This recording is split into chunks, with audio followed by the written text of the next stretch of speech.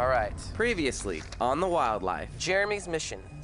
Fly to an undisclosed starting point and begin geocaching. As part of this survival test, you must build a shelter and camp in which to sleep. If you reach the final cache, please follow the printed directions and deliver the goods. Bring it on! All right, man. Basically, what I've tried to do now is remove all of his comfort, taking away things that he's used to and put him out of his element. He doesn't know where he's being inserted, and he has no idea the distance that he's going to have to travel. Oh, God. So basically, he's lost.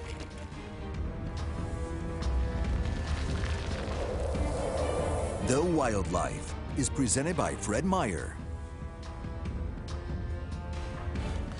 I'm halfway to checkpoint 4, and I really need to start setting up my shelter. Boy, not only does he have to survive a night, he has no light source, he's got to build shelter, and he's got a heck of a long way to go. He has 4 more geocaches in tough terrain. I am losing sunlight very, very fast. It's going to be a long night. He doesn't have a whole lot to work with there. He looks a little bit disconcerted. I'm so pressed for time, and this is just not a good sight. It's not a good sight. This is why you want to build shelter early. Give yourself a couple or 3 hours for sure. Use that daylight.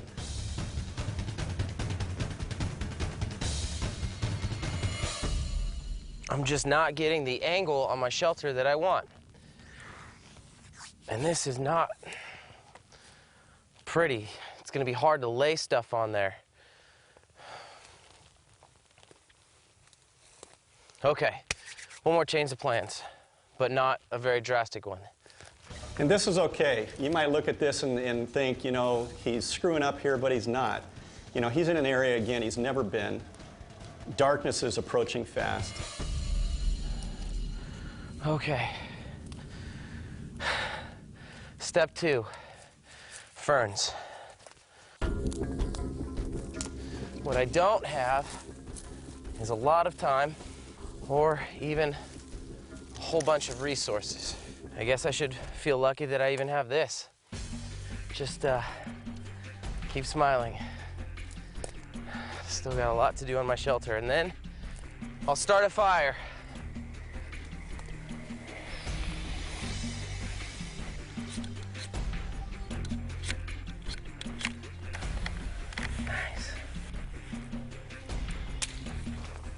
When I was told that it was going to be extreme geocaching, I wasn't quite prepared for this. The terrain out here is absolutely unforgiving. It's been rough.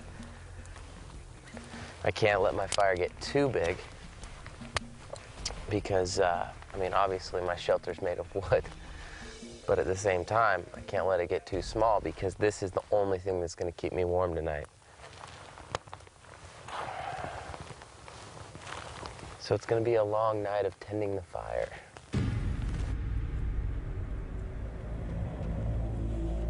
Several concerns here as Jeremy dozes. He could fall into his fire and get severely burned. His fire could die out, or he could actually burn himself out of house and home. Let's hope none of those things happen. Let's see what goes on here. It's 3 in the morning. It's already getting so cold outside. Oh my gosh, this fire is just a lifesaver right now. The funny thing is, you don't get sleep in a situation like this. You just get little cat naps. You fall asleep for a little bit, wake up, tend to your fire, get it nice and big, fall asleep for a little bit. And it's just getting colder and colder outside.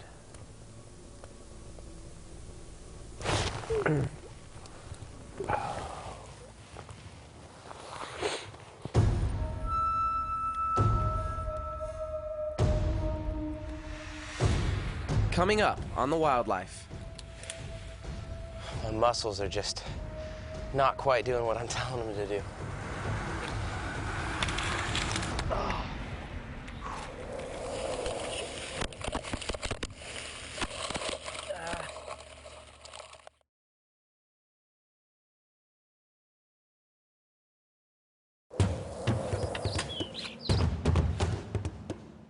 Good morning. Well, I survived the night, not for lack of trying. Right around 5 o'clock this morning, it got bone-chilling cold. I was just tossed and turned all night trying to sleep. I'm so sore right now. I'm sore in muscles I didn't even know I had. I just roll, warm up an area, roll back. I think it's about time to put out this fire and go to checkpoint 4. Boy, he's looking tired. I like that he's adding water to his fire pit and stirring it. You want to hand feel it too with bare hands to be sure it's dead out before you go anywhere. All right, we're on the track for checkpoint 4. We've got to head due west right now. We're about 4,100 feet away. Oh, so I'm ready to go find this place.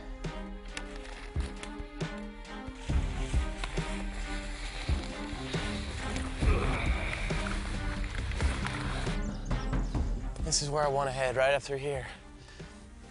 On my map, it shows that this is a nice high peak right here, and there's another one right here. So I want to go in between those two. It's called a saddle. Just think of the way a saddle's shaped. You want to go at the lowest point that dips between those two. And that's it. Makes for an easier track to the other side. I like that he's been studying his map. He's looking at detail. He's going to take you right through the saddle. Almost to the top. Log walking, a great skill. Even crossing the rivers and all, practice that anytime you can. Woo! It is so nice to reach the top. This is the saddle between that peak and that peak over there. So from this point on, it's all downhill. And I'm only 1,000 feet away from checkpoint 4. Maybe downhill all the way to checkpoint 4, but he has no idea what's coming after that.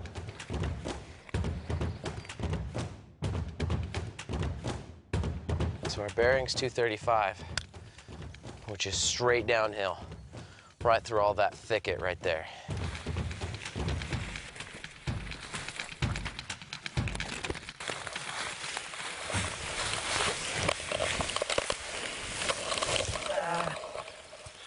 All kinds of rabbits and things, ground squirrels that dig holes in this mountain. And you'll just be walking along, all of a sudden you'll step on a piece of ground and it falls right through into this tunnel. My very next step was on a slippery log. Lost my footing, took a bit of a tumble. Those logs and limbs on slopes, if they get damp, they'll just knock you silly. In the holes, you could break kneecaps. Off-trail travel can be tough. Checkpoint 4. Woo! First cache of the day. Something to leave for the next geocacher.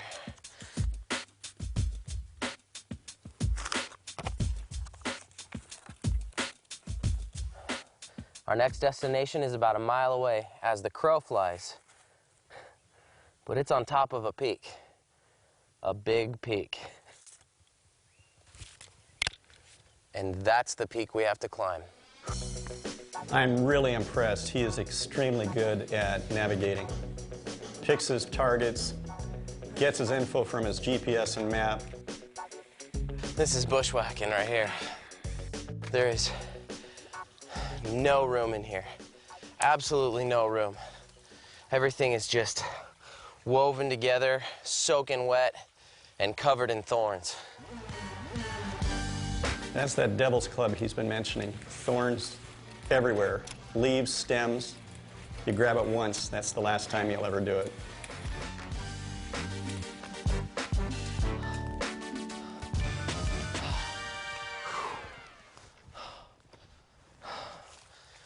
Victory. And that's the peak.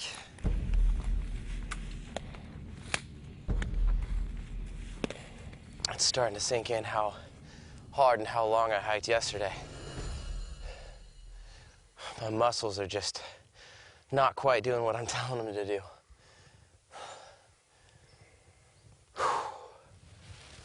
Okay.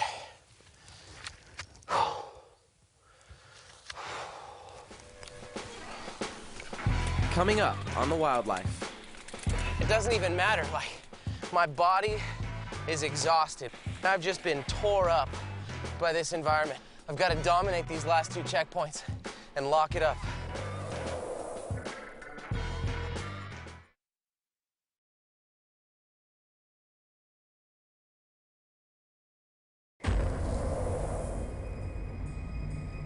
The Wildlife is presented by Fred Meyer.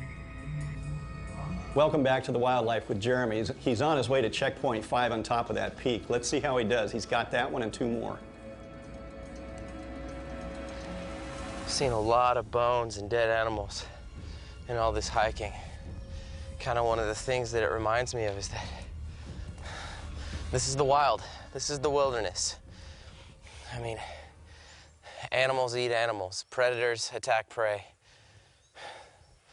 Kind of drives it home that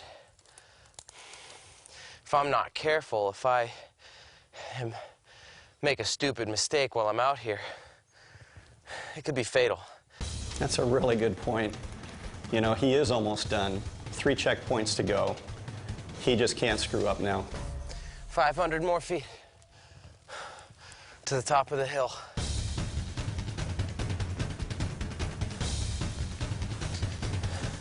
All these sword ferns here, they can be a pain when you're bushwhacking and they're up to eye level, all weaved together. But at the same time, they're so beautiful. They just cover a whole hillside and they just paint it green. There it is.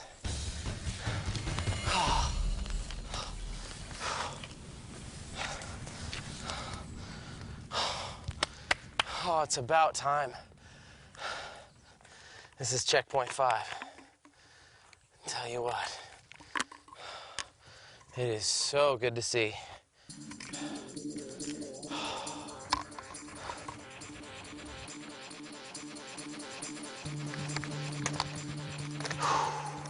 See that? 2 more checkpoints to go.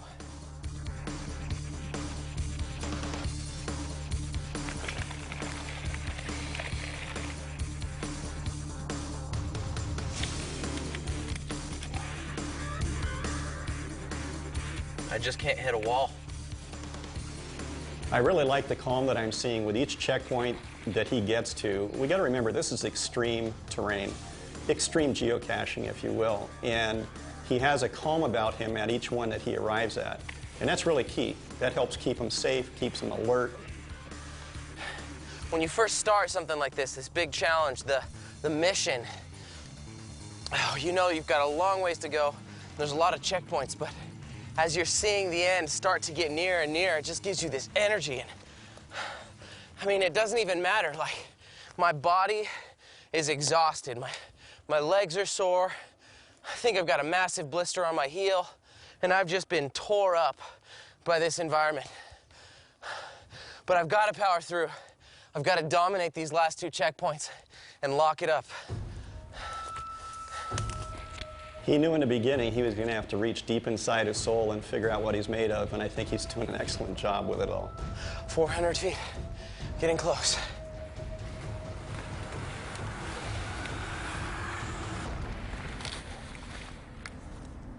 Oh, right here, right here. Right in front of me. See that? Number 6, the runner-up. Second to last. 2 pins left. 1 goes in here, and 1 for the final destination. Put my signature back on this one. There we go. All right. We'll find out where we're headed next. Just about half a mile to my next destination. It looks like my final destination is somewhere near Lost Lake. Let's do it. Man, if I were him, I'd be pumped right now. 1 to go. Coming up on The Wildlife. It's got some bounce to it. Here it is. Here it is. Woo!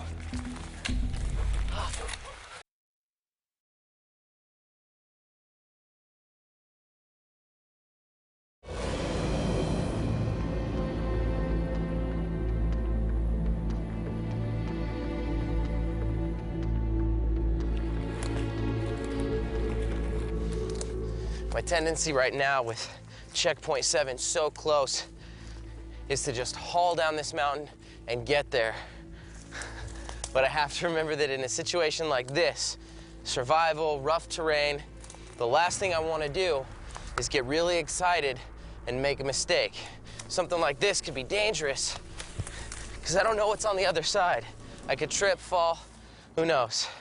So I'm gonna calm myself down, keep a nice, steady pace, and once I get to an area where I know I'm safe, then I'll pick up the pace a little bit. Oh.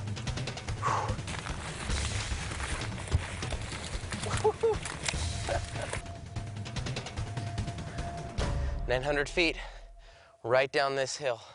It's starting to clear up a little bit. I'm getting really excited. This is it, number 7 in about 8 miles traveled. About 500 feet to checkpoint 7.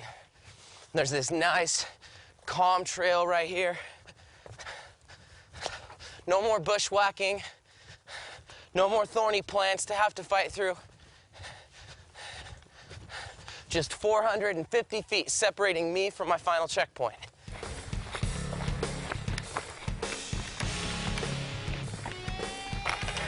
"50 feet.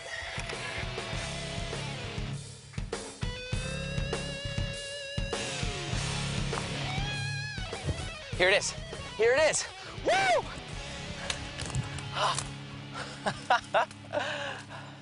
Checkpoint 7. Oh my gosh. Bump my head a little bit. Now this is exciting because Jeremy has no idea what's in this last geocache. We're here. Checkpoint 7. Feels so good to be here. He's going to have a ball finding out. Let's see what happens. Now it's official.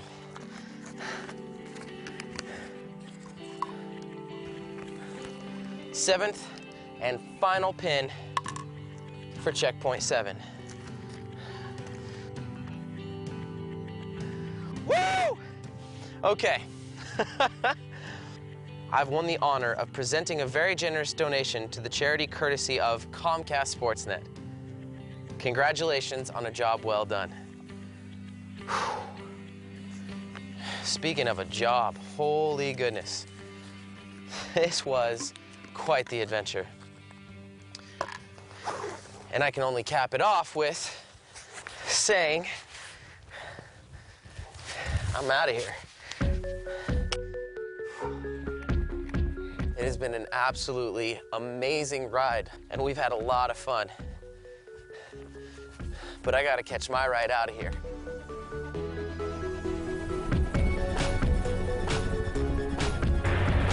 And there's my ride right there. Very dangerous move here. He could get knocked sideways by that helicopter if the pilot messes up, gust of wind. He gets on with too much leverage, could pitch the helicopter sideways and knock him right off the log. He did everything perfectly. What an incredible job. I would go anywhere in the backcountry with this guy. And I truly hope that if I'm stuck somewhere, he's going to come looking for me because I know he can do it. I'm Brian Wheeler with Northwest School of Survival, signing off.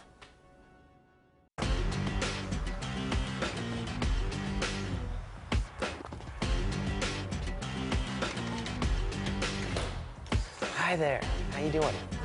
Good, good. Is it okay if I go back and surprise a friend? Oh, sure, go ahead. Thank you. I'm out of the wild and back into civilization. This adventure was physically and mentally demanding, to say the very least, but worth it. Upon reaching the 7th and final checkpoint, I discovered the ultimate payoff. Comcast Sportsnet is going to donate a hefty sum to the Friends of Outdoor School. And we are here right now to literally hand over the check. Hi there. Hi. Is Dan Princeton? Yeah, just a second. Let me get Thanks. Since 1966, this outdoor school has enabled kids from very diverse backgrounds to get out and experience the outdoors. So it's a perfect fit for what's about to happen. Serving over 7,000 students in the Northwest annually, Outdoor School takes 6th grade students from the classroom to the outdoors, where they learn field-based science concepts related to natural resources. The staff members ensure a rich, educational 24-hour living experience where students explore forests, streams, and fields. In addition to the adult staff, more than 1,000 high school students are selected and trained each year to serve as student leaders in the program. Students are exposed to plants and animals while staying safe and inspired. And we are proud to become the latest friends of Outdoor School. Dan, how you doing? Doing well, thank you. Good, good. I'm Jeremy. Hi, Jeremy. And I spent a couple days out in the wild doing pretty insane adventures. But the payoff for me that was really exciting was that the benefit at the end of this adventure actually goes to you guys. And I'm excited that it will go to your program. Wow. So, on behalf of myself, the wildlife, and of course Comcast Sportsnet, we would like to present you with a check for $1,000. Wow. Oh, that's incredible. Yeah, tell me about it. I was pretty fired up. I'm fired up. That's awesome. And it's programs like yours that have got people like me excited about being in the outdoors. I mean, I was in a program like this since I was a little kid. Yeah. So I have just the utmost respect Awesome. and admiration for you guys. So thank you so much. It's incredible. Well, thank you. I you really bet. appreciate it. You Unbelievable. bet. This is going to be amazing for kids and give them a chance to be in the outdoors. I mean, you and I are adults and we get to enjoy being out there in the wild, but a lot of kids aren't going to gain that appreciation and that love for nature unless they have a chance to get out there, and that's what Outdoor School does for them. So, Well, thank you. Unbelievable. Appreciate it. Thank you Yeah, so much. no, I thank can't you. believe it. Yeah, it's awesome. Well, this was a satisfying way to end the adventure. It's been a great season, and I'm really excited to further test the limits of the outdoors. Now it's time for you to go out and make an adventure of your own. Oh my God.